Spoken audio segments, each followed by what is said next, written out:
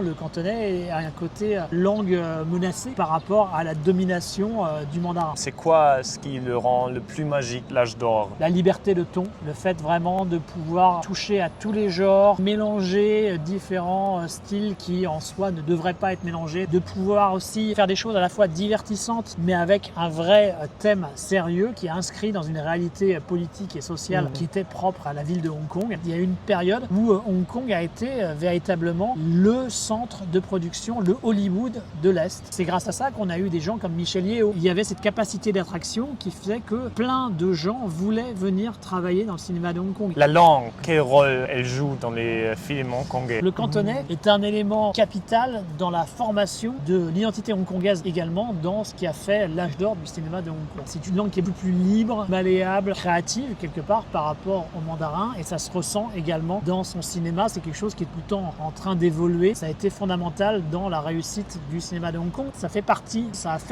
continue à faire partie de l'identité hongkongaise. Qu'est-ce que tu en penses du développement du cinéma hongkongais? Malheureusement, il faut accepter cet âge d'or dont j'ai parlé. C'est fini, il ne reviendra pas. Il a existé parce qu'il y avait un environnement économique, politique, social qui était vraiment spécifique et qui lui a permis de se développer. Cet environnement n'existe plus. C'est un fait, c'est comme ça. Hong Kong va devenir un centre de production secondaire. Ils ne seront plus faits de la même façon que ce qui avait eu lieu les décennies précédentes. Ils n'attireront plus forcément le même public. Ce sera des films plus personnels, plus sociaux, plus petit budget. Il y aura toujours des gens talentueux, des réalisateurs avec des choses à dire qui seront à Hong Kong et qui continueront à faire des films. Moi, j'aime beaucoup un réalisateur qui s'appelle Adam Wong. Il a fait The Way We Dance, The Way We Dance No. 2 et récemment, cette année, il a sorti The Way We Talk qui parle de sourds et muets. C'est un réalisateur qui, je trouve, parvient à faire des œuvres à la fois intéressantes, qui te captivent et avec un véritable propos, un sujet, discours par rapport à la situation de Hong Kong. Si on veut avoir une industrie cinématographique hongkongaise